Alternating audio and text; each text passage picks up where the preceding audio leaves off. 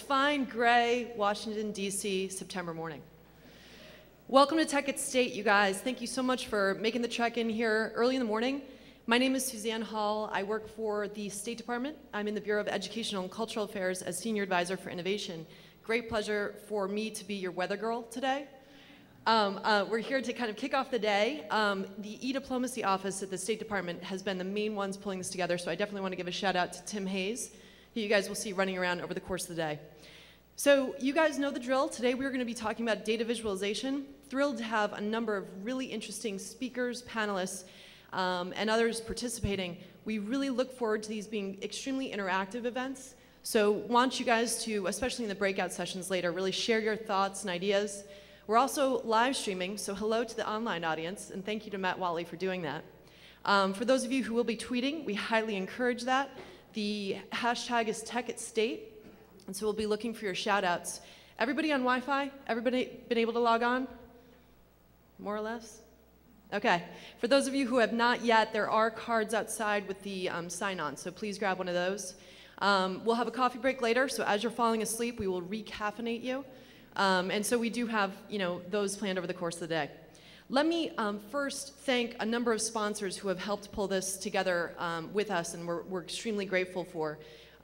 First, Development Gateway, Aid Data, Global Facility for Disaster Reduction and Recovery, Fitzgerald Analytics, Esri, MetroStar, Microsoft, and last but not least, the Kennedy Center, who have given us this tremendous space, which I think is a great kind of not only way to get out of the George Marshall Center at the State Department for once in our lives and have some connectivity, but also a fantastic partner when we think about data visualization as really sort of, in a sense, the performing arts put into 2.0. So we're excited that they were partners with us on this and allowed us to use their space. Without further ado, let me please introduce our first speaker of the day. We're very excited to have Assistant Secretary of State Carrie Ann Jones with us. Dr. Carrie Ann Jones was sworn in as Assistant Secretary of State for Oceans and International Environmental and Scientific Affairs on August 20th, 2009. Previously, Dr. Jones served as Director of the National Science Foundation's Office of International Science and Engineering, Associate Director at the White House Office of Science and Technology Policy, and various other positions in the private and public space in the science and technology sphere. So without further ado, Dr. Jones.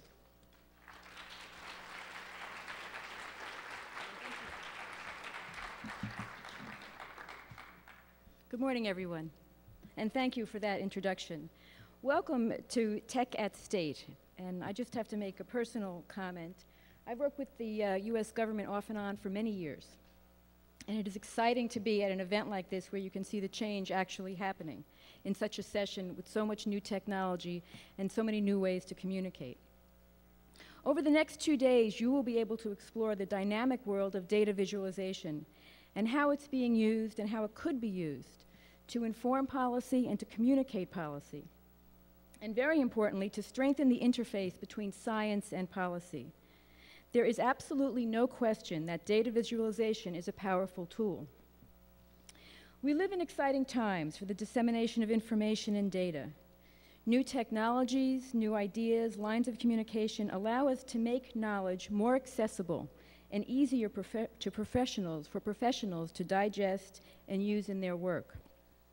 At the same time, we need these new technologies to enable us to manage rapidly increasing volumes of data. The State Department has traditionally relied upon written and spoken narratives, but we will benefit going forward from a much richer toolkit of informed decision-making and to communicate our new positions and policies. The technologies available now mean that we can reach new audiences and build relationships between communities around and across the world. They will also allow us to gather, analyze, and use data in new and exciting ways. They will allow us to communicate our information to wider audiences and to solicit feedback from them. My bureau at the State Department, fondly known as OES because we live with acronyms in Washington, Oceans, Environment, and Science, is charged with the lead on science innovation, diplomacy, international health, climate change, oceans, and environment. Part of our job is to use the best science available to inform our decision-making, to make that science accessible to decision makers around the world, and to do our best to arrive at informed decisions. Now, from the perspective of a scientist, it is important to be able to present data and findings to public audiences and to our peers. Pictures and charts are, of course, what have always been a very big help. But now, data visualization brings a whole new level to this presentation. Data visualization is being used effectively in so many arenas already. It is being used in disaster response and coordination, strengthening the ability of communities to respond. It is helping information become more transparent and accessible to society in general. It is allowing donors to see how their money is being used in projects, ranging from disaster relief to climate change. Data visualization shows progress being made. It shows the bumps along the road, and it shows whether or not pledges are being fulfilled. Today, there are 5 billion handsets on the planet, and with them, unprecedented access to information. This access has had a great effect, particularly in the developing world, where it is transforming societies. The explosion of technology has changed the way we at the State Department engage the world. Secretary Clinton has made it a priority to embrace these new tools in our 21st century statecraft. These tools are allowing us to better engage the world around us, while also allowing American citizens to interact and engage with their governments like never before.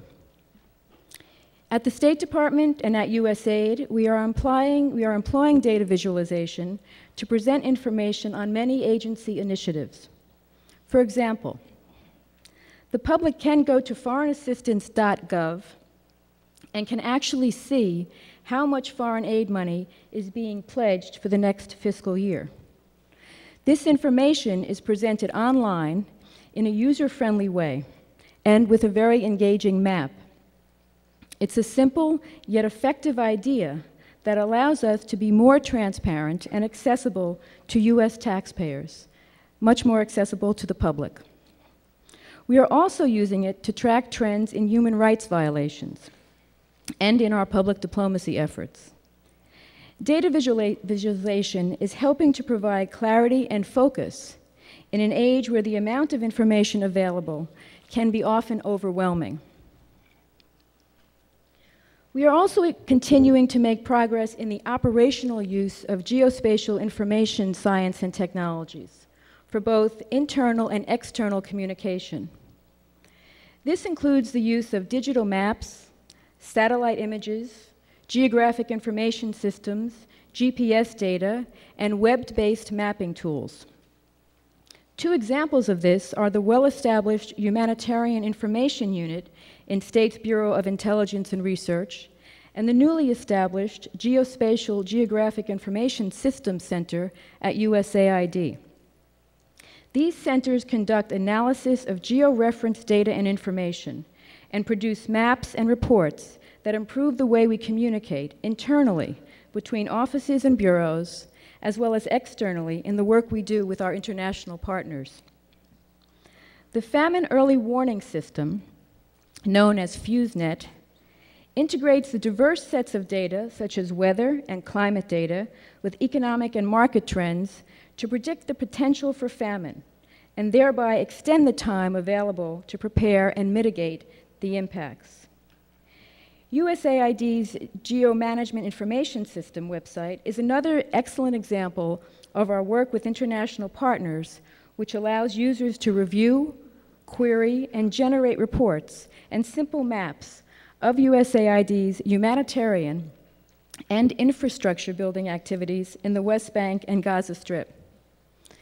These are just a few examples that show the internal efficiency of our work. They also point the way for future enhancements. Georeferencing databases of development assistance programs could soon improve the way we analyze and visualize our current programs, and assist in identifying gaps or redundancies for future programs. Now, this is not yet possible, but it soon could be. And I expect these are the kinds of things you'll be talking about today and tomorrow. My Bureau has also begun to use data visualization tools in public outreach. At the most recent climate ministerials in Copenhagen and Cancun, the U.S. centers showcased NOAA's Science on a Sphere, a room-sized global display system that uses computers and video projectors to display planetary data onto a 6-foot diameter sphere. It was a gigantic animated globe. It displays animated images, for example, of atmospheric storms, climate change, and ocean temperature in order to help explain complex environmental processes and to demonstrate the science that underpins our policy objectives in the area of climate change. Now we are preparing for another World Conference, the Rio +20 United Nations Conference on Sustainable Development. It'll be held next June in Brazil. Before that conference, though, we are looking to highlight some of the low-cost, easy-to-implement data visualization and mapping tools that could be useful in supporting sustainable development objectives. These would help advance sustainable development and also help to adapt to the effects of natural disasters. While these tools and trends are extremely useful in what we do, there is work to be done to ensure that we realize the benefits and at the same time protect access, data integrity, intellectual property, and privacy. We must continue to work through groups such as the Group on Earth Observations and others to ensure that the standards by which we exchange and share data are the right ones. By this I mean that the data we rely on for weather forecasting, for example, is shared freely and openly and in real time, but without compromising national interests. Different standards would be required for proprietary data, but with the same aspirations to share and ensure the best science and informed decision-making. Further, we must encourage collaboration and connectivity to ensure that data visualized are accurate, digestible, and accessible to all of our audiences. At the same time, we must find ways to organize the vast amount of data collected, analyze it, and share it to help us in our work. This will allow us new perspectives through which to view the challenges we face as we advance our objectives in development, disaster relief, and policy development. I hope you enjoy the next 2 days. You are here because you are passionate about what you do. These Tech at State events showcase how we continue to lean forward to meet the challenges that will face us in the future. Diplomacy and development continue to be major challenges, important challenges, and all of these new technologies are such important tools for us to integrate into those activities. I look forward to seeing the work that this collaboration produces and to helping you implement your ideas. Thank you very much.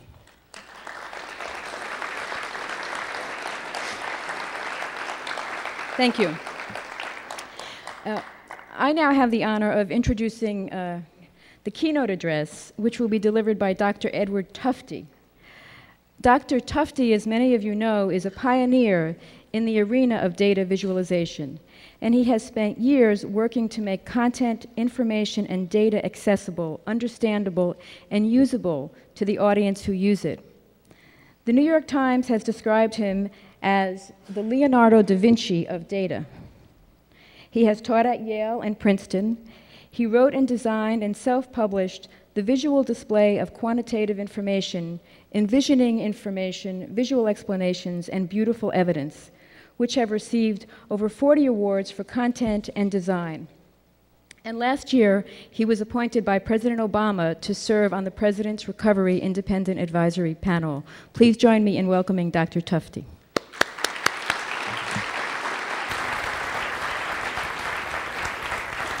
Thank you.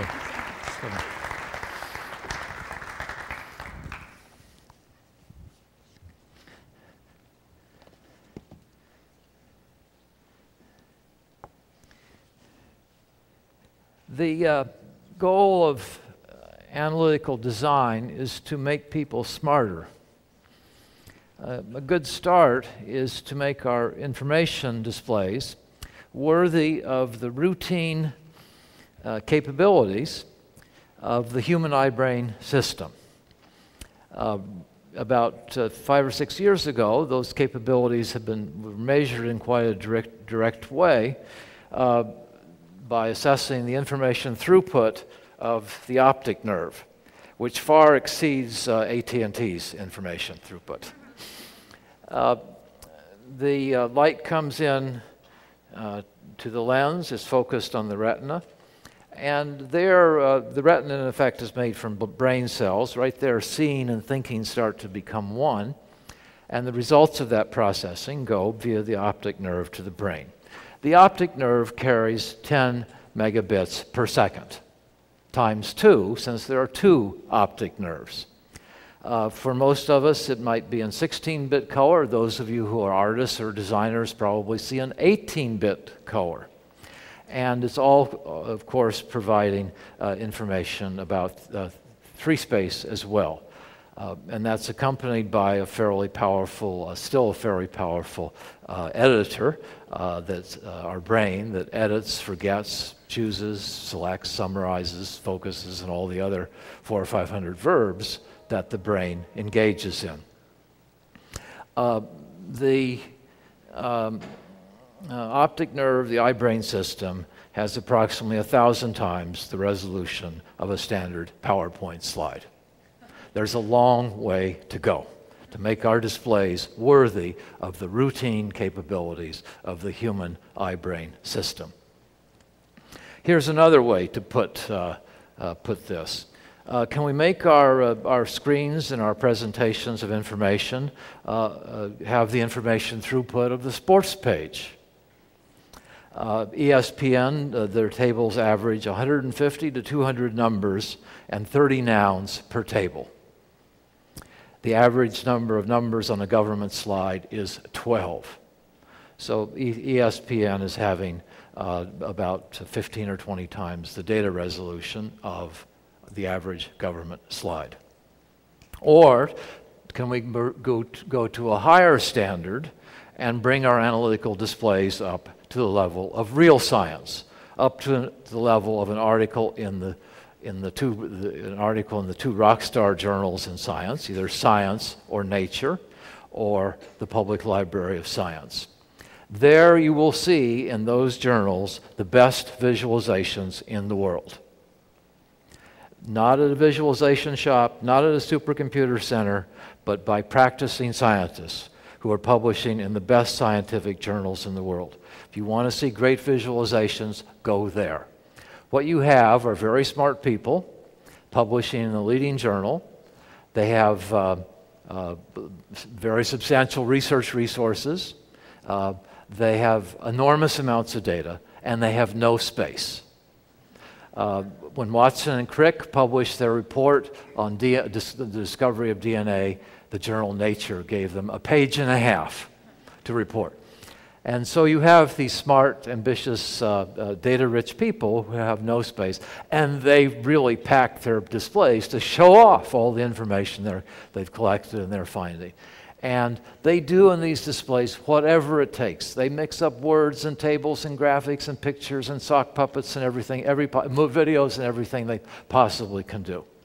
And so you're now not seeing visualization as a process, but as a method done by real content people to reveal their findings. And that's the place to look for, if you want to play in the big leagues, that's the place to look for models, is in the major scientific journals. In making public reports or technical reports to your colleagues, can you bring them up to the information throughput of Google News, the New York Times, or in scientific reporting up to the perspective sections of Science and Nature? The idea here is that your comparison set and your analysis comes not, heaven forbid, from focus groups, but by comparing it with the best, with the big leagues of people who make technical reports, who make reports to large numbers of people.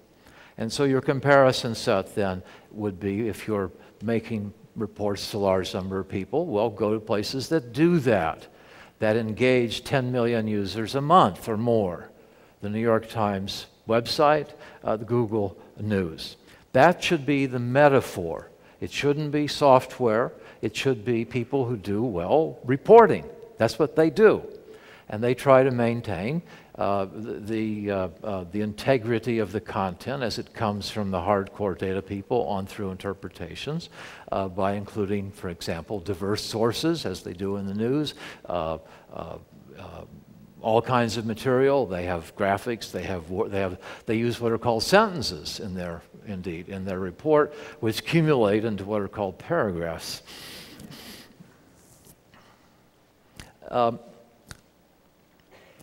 That is, the way we get design metaphors is by, and the way we find out what we can get away with in our displays is by looking at high-resolution successes in the wild. And so we know what the New York Times can get away with in terms of intense content. We know what the sports section, what ESPN can get away with. We know what real scientists do. And those then are our metaphors. It should not be what people learn about interface design. About 10 years ago, and for a 10-year period before that, the fashion and interface design was driven by cognitive psychology, and they had one great big finding, which was a famous paper by George Miller called the magic number 7 plus or minus 2, which indicated that people in short-term memory had a hard time remembering more than 7 things at any one time, or at least they had a hard time repeating them back to a psychologist, repeating nonsense syllables back to a psychologist. That finding then got translated into interface design and indeed web design, that you should show only 7 things on a menu, or indeed sometimes only 7 things on a home page. And the task of the victim of your display, of the user, is not short-term memory. It's to find something they want to read about, they want to learn about. Here in the wild now, we have the New York Times homepage and Google News, which put up on their homepage 400 downlinks. That's illegal, probably, by every single book about interface design ever done. Instead, we rely on the enormous powers of the human eye-brain system to look over a variety of materials and choose their name, the words they're looking for. We're very good at it. And looking over a large variety and choosing. And so you show off all the kinds of information that instantly when you arrive.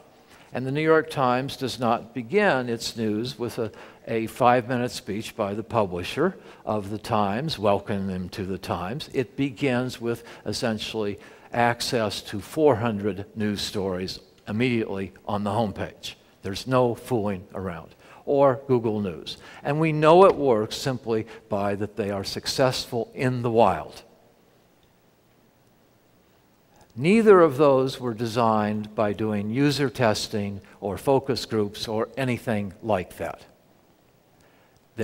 We measure success, we measure our metaphors by comparisons with excellent displays, and we identify excellent displays by they serve our purpose and they have proven success in the wild.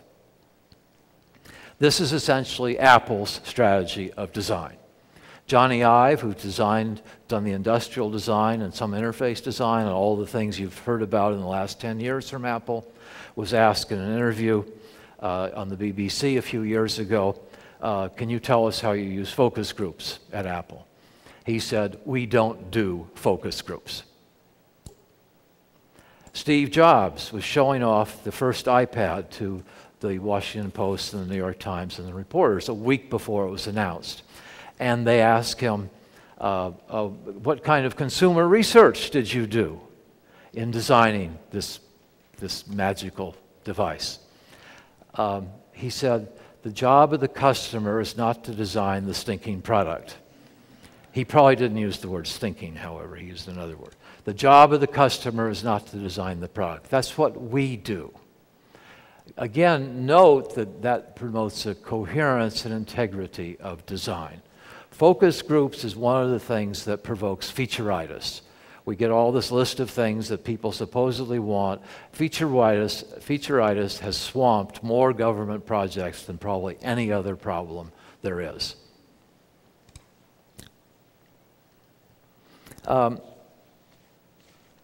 Speaking of success in the wild, I must admit that I sometimes ego surf, at least on things I've invented.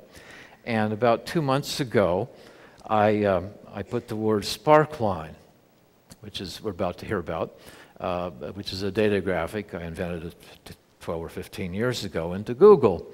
And I must say it had more results than the phrase Steve Jobs, more results than the phrase spreadsheet, or more results than the phrase Andy Warhol. And as an amateur artist, I was proud that at least in some place I'd wiped out Andy Warhol. Ego surfing is success in the wild. Let's look at Sparklines as an example of trying to bring up our information displays up to the capacities of the human eye-brain system, and you have a handout. You can all get that out. That came with your package up at the front desk. There are two great big ideas here. The first one is that from now on, all of our data graphics will have the resolution of everyday ordinary typography, not the resolution of sticks and ticks with thick pencils drawing conventional charts. That idea gives you a 50-fold increase in the resolution of data graphics. The other big idea is that from now on, graphics and visualizations are no longer a special occasion. They can be anywhere a word or a number can be. They're not in a separate box. It doesn't say figure 17b underneath them. It doesn't have go see this on the other slide. They're simply just like a word or a number. They can be in a cell in a spreadsheet. They can be in the middle of a sentence. They can be anywhere a word or number can be. Here's an example on the second page, almost worthy of the sports section on page 2. I'm using the high resolution display technology, the PAPER technology, the paper today. And let's look at the first display there. This is the exchange rate of the dollar against the euro. We see the opening number in this series, $1.10 and a quarter of a penny, 1.1025. So that's accurate to 5 significant digits. And then it shows the exchange rate in that little data line of the euro for every day for a year. Then it shows the most recent value to the right. And the scales, and then the blue dots and the blue numbers show the high and low. So I box in the Sparkline on all 4 sides, the beginning and the high and the low. Those numbers would be in the table anyway, in looking at a set of data. So we just put a Sparkline in. That Sparkline shows approximately 500 numbers. We have 250 trading days, so we have 250 levels, 249 changes, so about 500 numbers, all right there to the eye. Now, we can also see the most recent reading. Let's now small multiply that in the second table on page 2, and this shows the foreign exchange rate of the euro against the dollar, the yen, and the pound for every day for 5 years. Why fool around? You'll see in the tail of that some interesting change in the pound-euro exchange rate versus the other ones. If that's too much, then the figures for a year, every day for a year, are shown on the right. Now let's look at this table. It's almost as good as a sports table. Why? Let's see. It shows the traditional part of the table are the numbers. Those are the red and blue numbers. Those are 24 numbers. They're accurate to 5 significant digits. The Sparklines show 14,000 numbers, accurate to 2 significant digits. Since it has the resolution of a word, we know that by typography success in the wild, people can read a sparkline. They can read a word, they can read a sparkline. We can now see immense numbers of patterns. We can see immense amounts of data. One of the useful things about the sparkline is it may break down the notorious recency bias. Human beings have a bias, clearly from evolutionary survival, that the most recent event that happens provokes a disproportionate response compared with previous events. And that was probably a good thing to have when the saber-toothed tiger was scratching at the door of the cave, but problems are often more subtle now than overweighting the most recent event in a decision calculus. Well, the sparkline in this table shows both. It shows the most recent reading, but it also shows the last 5 years of readings. And so at a glance then you can say, here's the most recent reading, and for every day over the last 5 years we've seen this extreme, it looks like about 10 times. So immediately it's contextualized, immediately we're comparing the recent change with a vast amount of data at a glance. Reading a sparkline is not quite reading a word because we're familiar with word shapes, but still the data shape then provides the basis of comparison. Let's see if we can measure up to the sports page. Here's the back page here, page 4. I should let you know that I live on the exact neutral contour line between New York and Boston with regard to baseball. Actually, I can put it this way. I live slightly north of that contour line. I may say something indicating I'm a New England baseball snob here. So let's look at the bottom display first. And we see in the middle the conventional display of teams and their performance overall at home, on the road, and under indictment. And then to the right of that, it shows every game for the entire season, the sequence. A whisker on the upside is a win, a whisker on the downside is a loss, and there's a causal variable in there. See the little line between the whiskers? Those are home games. The two big causes of wins and losses are talent, or in the Red Sox case, lack of pitching, and whether you're playing at home or away. So that shows the whole sequence that the players and the writers and many fans go to as the home away. But why are we interested in just how each team did over the season? It's a race. So that cluster of sparklines over on the left, lower left of page 4, shows the standings and the distance between teams for every day, for every game, for the entire season, for 5 teams. And there's the race. When we look at this, that's the architecture of competition. When we look at it above, for the 6 divisions, we learn something substantive very quickly, which for some teams, it's all over by the 1st of June, Baltimore. For some divisions, it's all over by the 4th of July. That is, it's a runaway success. And the 1st of June, they're runaway. So those sparklines show about 5,000 win-loss outcomes, all perfectly visible in a very, in fact, interesting story. Well, if we wanted to study this historically, we would have this for 10 seasons. So that's 50,000 win-loss outcomes. This is not accompanied by a legend, by a manual about how to read it. It's not accompanied by any computer administrative debris. It's just pure data. This is a big idea in all my work, which is basically, and in my also interface design, which basically is trying to zero out the interface and have full data screens as much as possible. It's one of the things that we see, of course, in the iPhone, is that they dispose of administrative debris as quickly as possible, and many of your experiences on the iPhone are 100% content. The great breakthrough of the touchscreen is we've gotten the stinking scroll bars and the command structure off. It doesn't steal our content space anymore. The command structure resides in the hand of the user. And so just by that, we've gotten about a 40% resolution, content resolution upgrade by clearing out the administrative debris.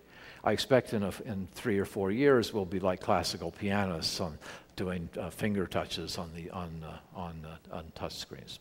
But that's been one of the great innovations, which is to get rid of the space hog administrative debris and put the administration, the commands, in the hands, reside in the hands of the user.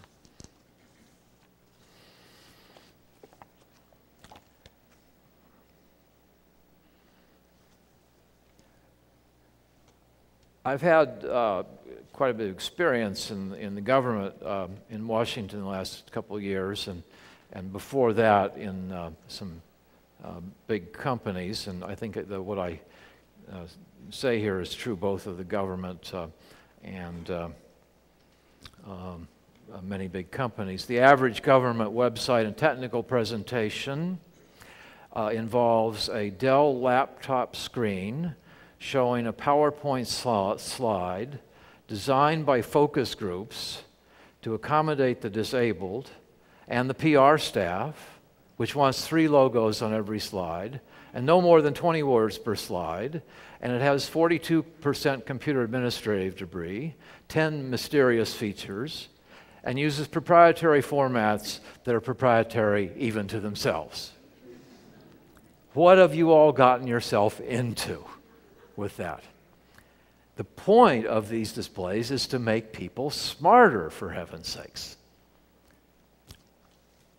The comparison set, again, is if you're doing reporting, look at Google News. If you're doing technical reporting, look at the New York Times website, look at a real scientific thing. Do not look at a PowerPoint slide or at a conventional interface.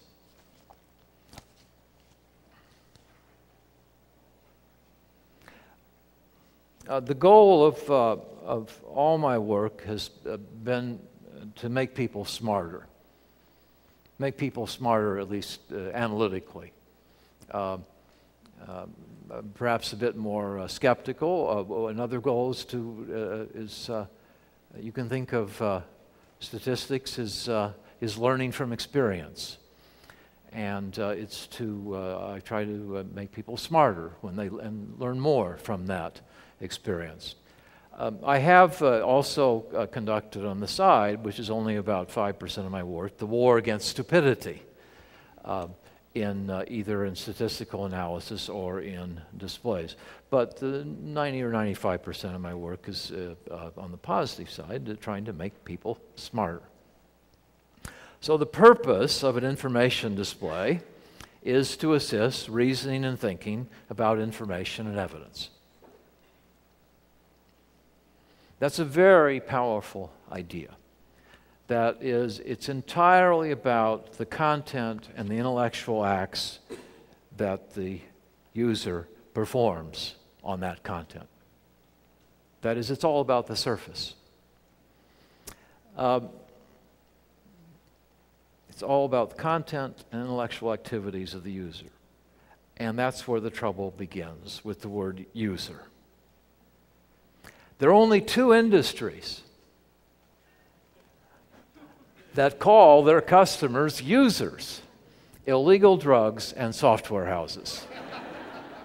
In Unix, for a while, they called them losers. It gives you an idea of the friendly spirit of that language. Let's say what we care about are all the content and intellectual experiences of the person who's getting smarter. That's what we're doing.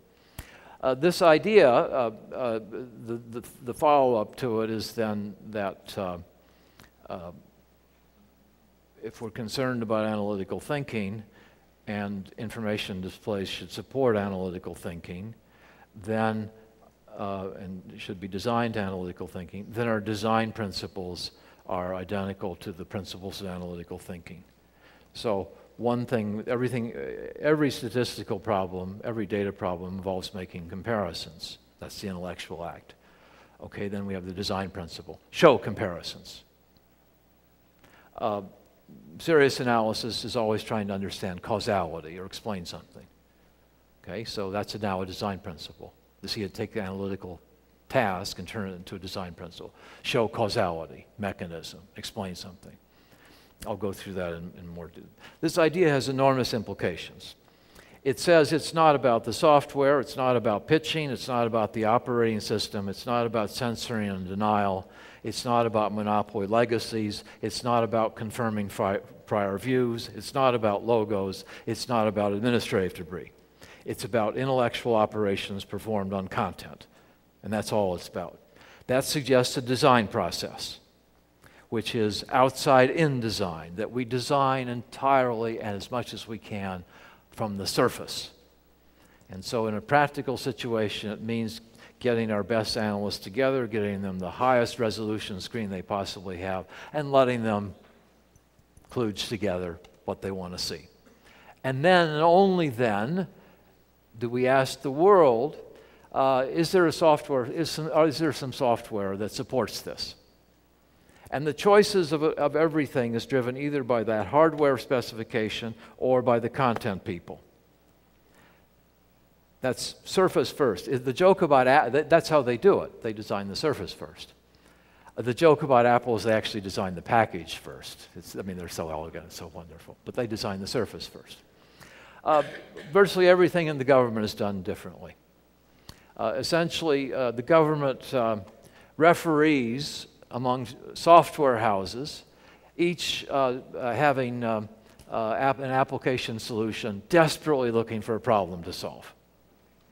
The interface and the content are kind of byproducts of getting this generic software house to somehow work at what we want to do. It's got to be the whole thing to get the content right and the thinking right. That's what it's got to be driven by. And so the process is outside in design. It's always about the surface. The trillions of dollars invested in software, most of that is invested in producing something for the user to perform an intellectual act on the screen. That is the sole design parameter. That's what we're trying to go for entirely. That is where design starts and ends, is supporting the intellectual processes of the user. I'm astonished that the idea that content is important and the analytical thinking goes with it, I still dine out on that idea. People still find it remarkable after all these years. Of course, that should be the way things are done. It's not about process, it's not about the software, it's not about all the other stuff. It's about how you reason about content and how you make that quick and effective.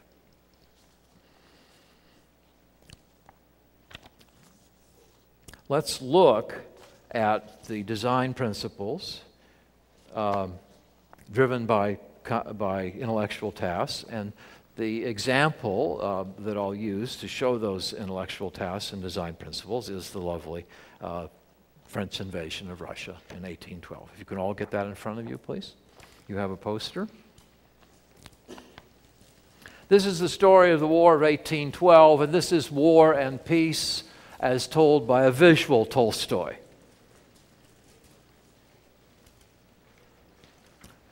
Moscow is in the upper right-hand corner on this map. The Polish-Russian border is on the left.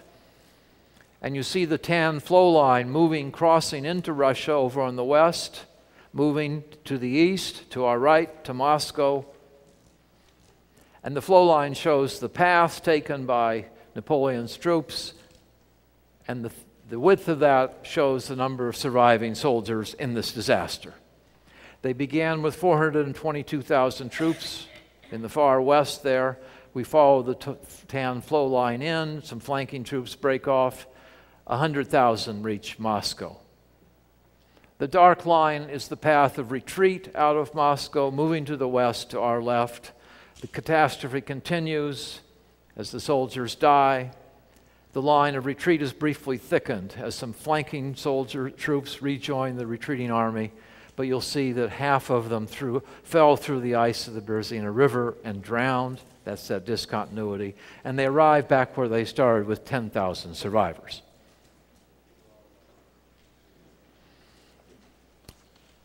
The beginning and the end over on the left provide a small but poignant example of the first grand principle of analytical thinking and therefore analytical design. When we look at data, the fundamental intellectual act is to make smart comparisons. To answer the question, compared with what? Well, there's a comparison. The size of the army when they started, the width of the town line, the number there, 422,000 troops. Afterwards, the width of the black line, 10,000 survivors, 1 soldier and 42 survived.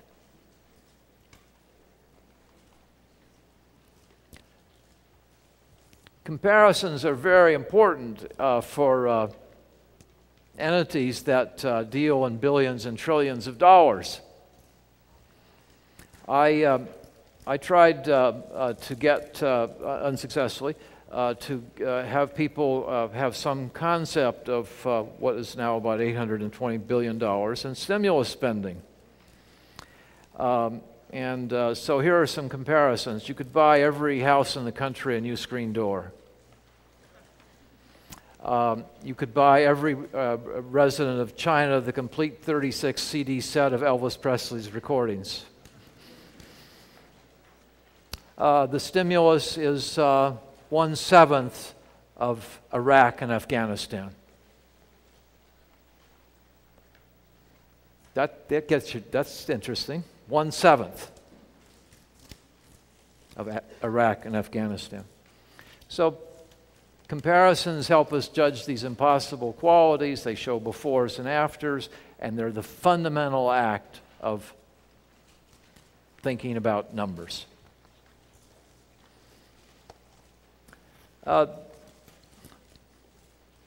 This map also illustrates the second grand thinking task, and therefore design task, which is the reason we look at evidence very often is to understand causality, mechanism. Any kind of policy thinking is of necessity causality thinking. That is, to produce the desired effect, we need to know about and also be able to govern the cause. Any kind of intervention thinking is at its core causality thinking. Very important, our displays should show causality, mechanism, explanation. They shouldn't just sit there kerplunk and just show us the bad news. I mean, the map here is descriptive. It just shows us the bad news, the location of the bad news. It doesn't say how the soldiers came to die. But Minard, the French engineer who designed this, did bring a causal variable in. He shows the temperatures during the retreat. And that's because Napoleon was defeated not only by the Russian army, but also by General Winter. It was bitterly cold, and many of the soldiers froze and starved. How cold? Well, that's what the temperature scale shows. And so that's how the possible causal variable was brought in. The third principle. We're trying to understand a multivariate, that is 3 or more dimensional world, a world that has a problem that has 3 or more factors. Every policy problem does. And we're trying to use flatland display surfaces to show a high-dimensional problem. And so the long history, ever since maps were first drawn, of analytical design has been to try to show more than 2 dimensions on 2-dimensional display surfaces. Minard got 6 dimensions of data down on this flatland. The principle is show more than 1 or, don't stay in flatland, show more than 1 or 2 dimensions. Well, Minard, because we seek to understand a high-dimensional world. Minard got 6 dimensions: the size of the army's location in latitude and longitude, that's 2 and 3, direction the army is going, the temperatures, and the dates attached to the temperatures. This does not come with an instruction manual to read either. There's no legend, there's no, there it is. No administrative debris. It's all content. This also illustrates a very important principle, which is when we are trying to understand causality or make comparisons or learn the truth or figure things out, our our thought processes are utterly indifferent to the mode of production of the information. That is, when we're reasoning about causality, we're thinking about we're getting information from words and maps and tables and sock puppets and graphics and videos and whatever it takes. That is, our displays should do whatever it takes. That is, our displays should completely integrate all the different modes of information. Look what Minar did. We have up top a paragraph of words sitting on a map and a statistical graphic dangling from the map, and there are words and numbers all over it and scales of measurement and so on all over it. Utterly indifferent, so to speak, to the mode of production. All my work is indifferent to the mode of production. I don't care whether you're showing stuff on a piece of stone 6,000 years ago, a piece of paper, in a movie, on a computer screen. The cognitive tasks are forever. The intellectual tasks to be supported. This is a very important idea. Violation of this idea is the fundamental conceptual error of today's graphical user interface, which is it segregates information by the mode of production. We go to a special room to do a spreadsheet. We go to a different special room to write a text. We go to another special room to fudge a photograph or to edit a photograph. We go to another, and so on. Those are called apps. That's not the right way to do it. The original graphical user interface was designed at Xerox PARC, and the user on the desktop never saw anything called an operating system. Imagine that. Imagine if you could have lived for the last 30 years without knowing about Vista, without knowing about OS 6.03, etc. There's no reason a user should ever have any knowledge of an operating system. If you have an interest in operating systems, it's an unnatural interest.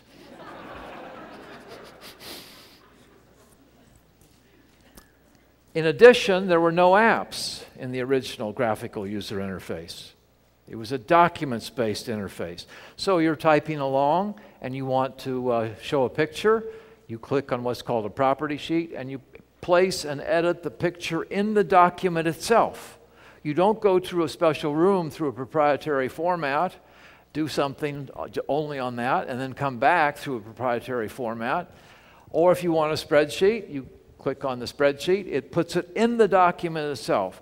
This maintains the natural and appropriate integration of all the modes of content. And yet enforced on the user is the segregation of different modes of content. That is contrary to thinking about making comparisons, causality. It's contrary to thinking. That has meant immense profits for software houses, but it's against the merits of the case and it's against the needs of the user. Grand principle, the next grand principle is the credibility principle.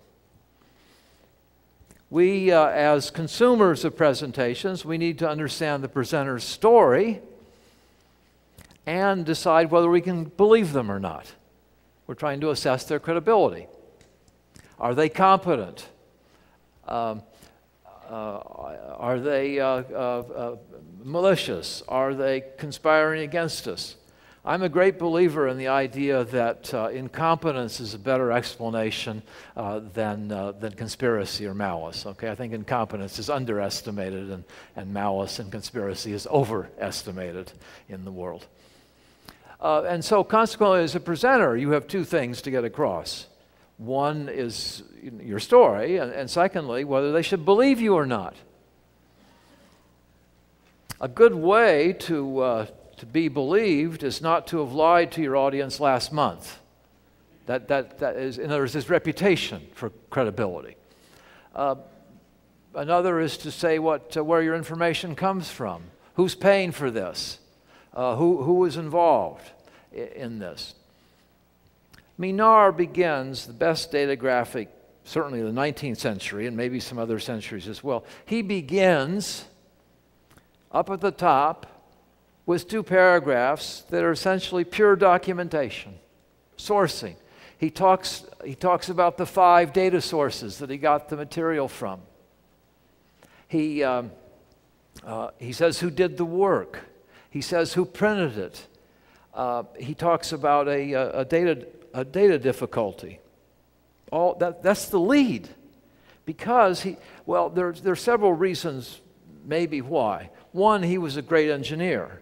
Engineers, unlike the rest of us, are bound by the laws of nature. I guess we are too, but they're bound by the facts matter to them. In engineering, you can't have your own facts, I guess is the way to put it. That you recall that Senator Moynihan once said something very interesting, is you're welcome to your own opinions, but you cannot have your own facts. And so Minar has the kind of factual quality of an engineer.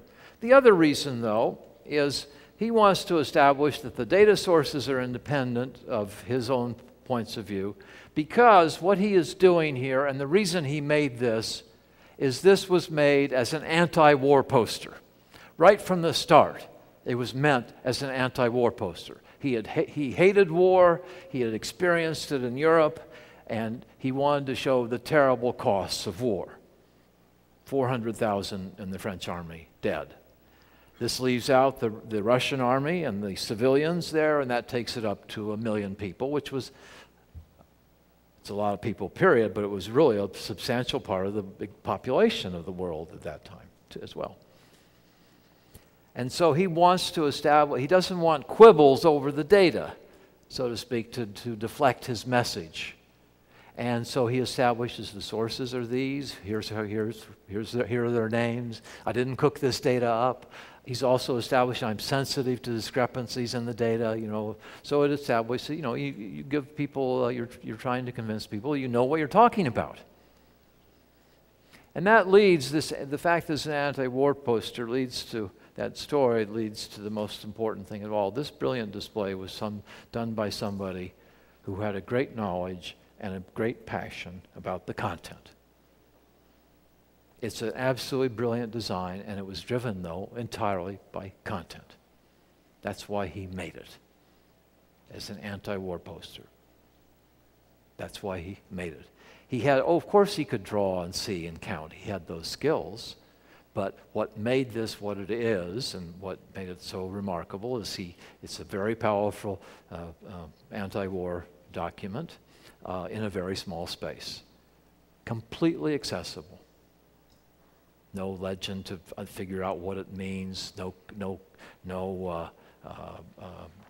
It's just all there and coherent.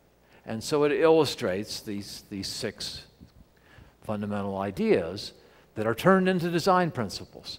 So that's grand principle 6, which is it's all about the content and the intellectual acts that the thinker performs on the content.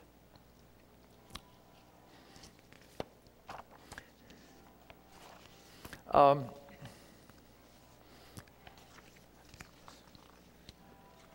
have some conclusions, I want to talk about one more thing. These are threats to visualization. And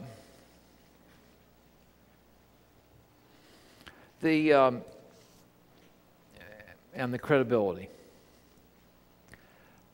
The first threat is, well, in a sense, the fact that you're doing it. I call this distancing. On the computer screen, you are looking at representations of real things, not real things. It is one of the secret truths of doing data analysis is you often never learn more about the data than when you go out in the field and see how the data were measured. For example, there's lots of measuring in rivers. Companies have to show they're not polluters, and they essentially dump a can, they take a sample of water out, once a week or once a day or whatever. And there's a problem because they go out and kind of look into the water and decide where to take the sample. That's called sampling to please.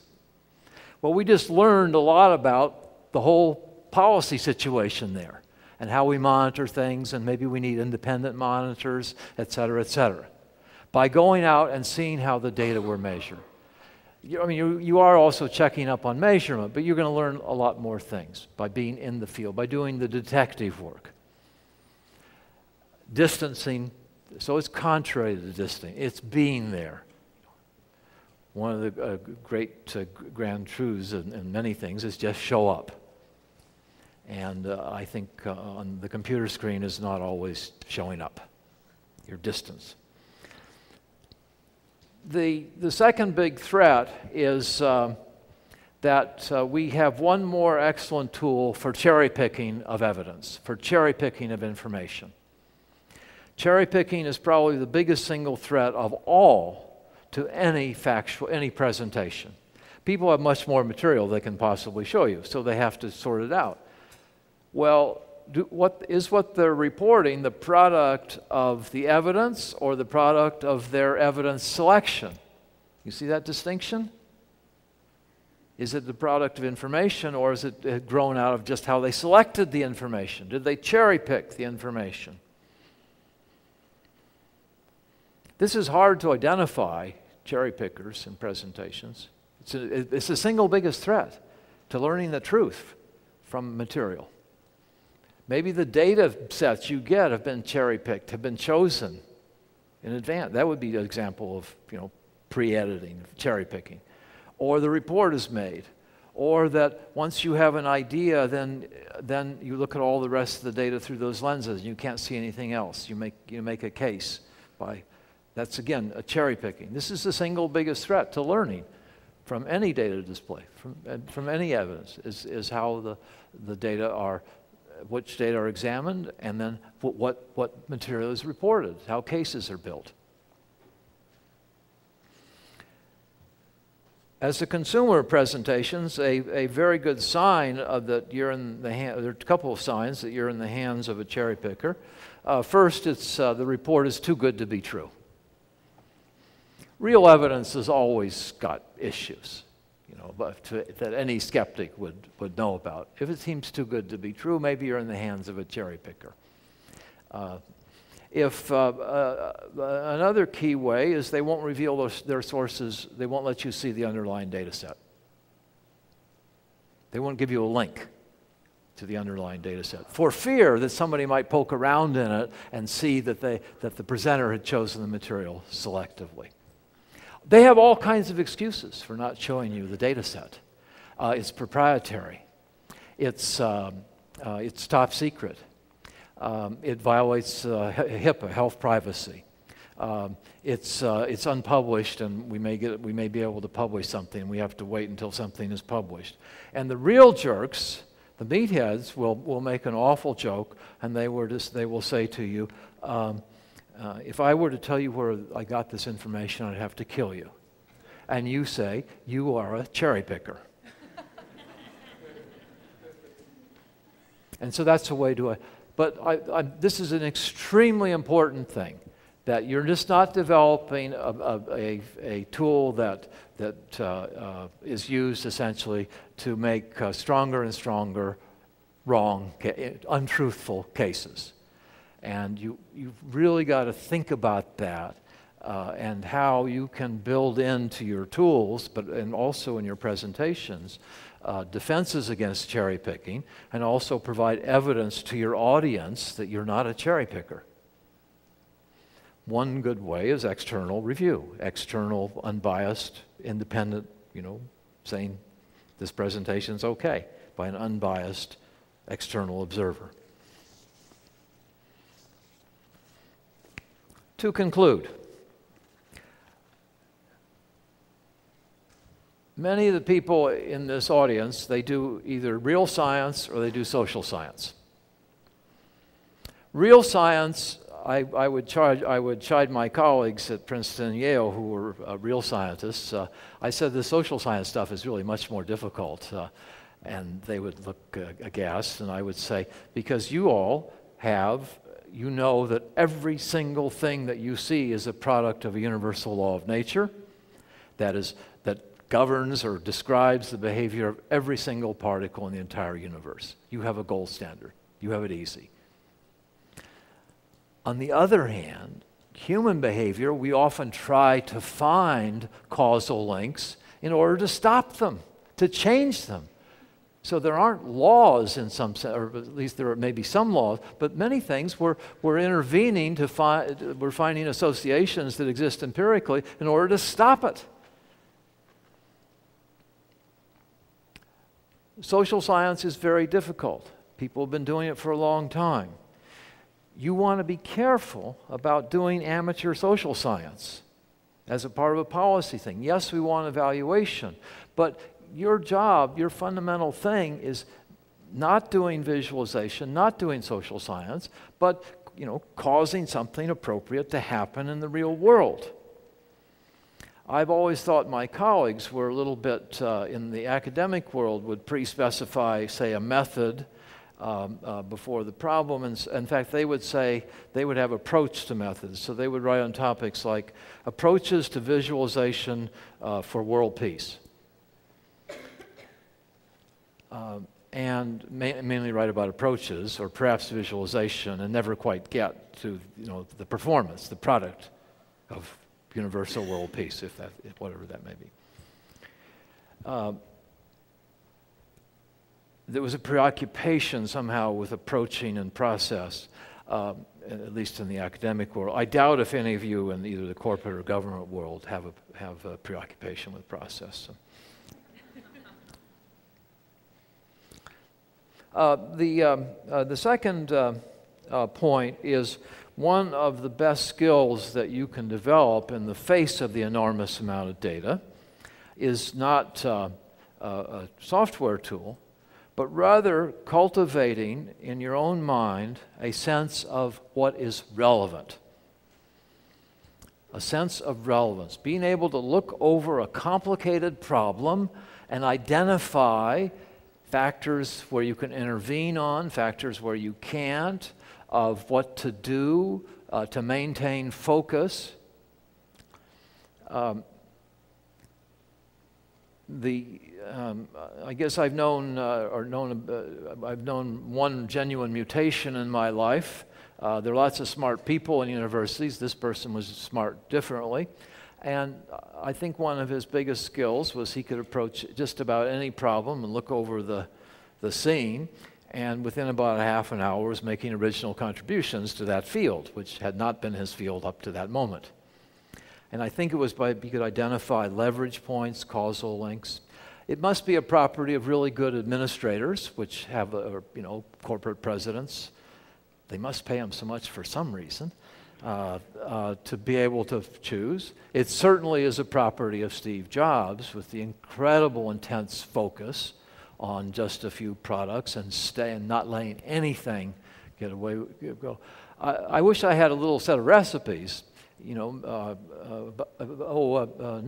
newspaper editors probably have that. They have this glut of stuff coming in, and they have to sort by relevance and what they publish, and then the order in which they publish. And they must have a highly developed sense. It's a wonderful skill that we improve our thinking, not just our software, our ability to manage, to think about. So a sense of I first developed something of one in graduate school, and after about a few months, I discovered that 95% of the published literature was junk.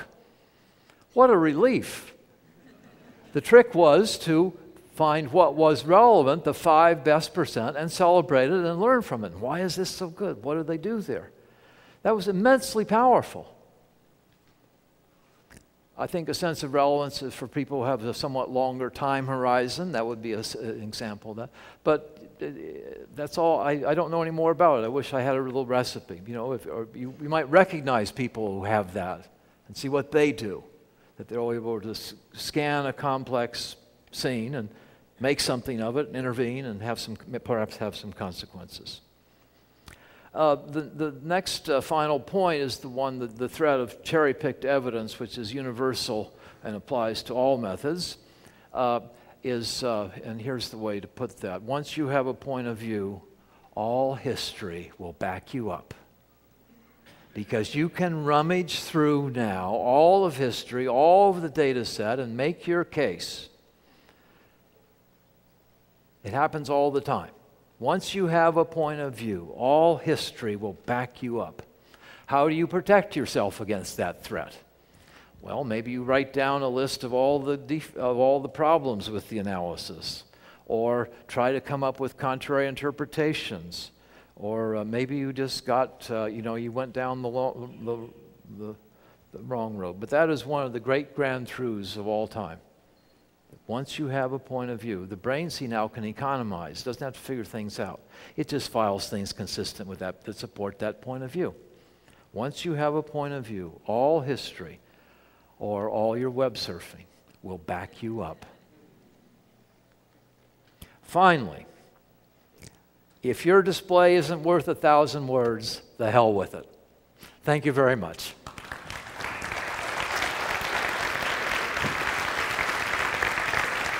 Thank you.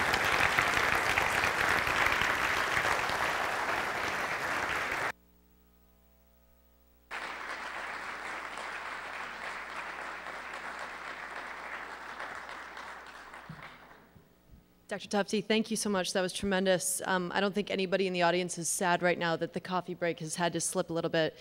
As somebody who works for the State Department, there's nothing I'd like to do more than sweep all administrative debris from our world and only have content. But hey, that's just something we talk about at the Kennedy Center. So folks, we're going to push back the schedule a little bit. Please go grab coffee, pastries, whatever. If you could join us back here at 10:45, we have a fantastic panel coming up on Development Challenge, Open Data to Making Sense of Data. Thanks.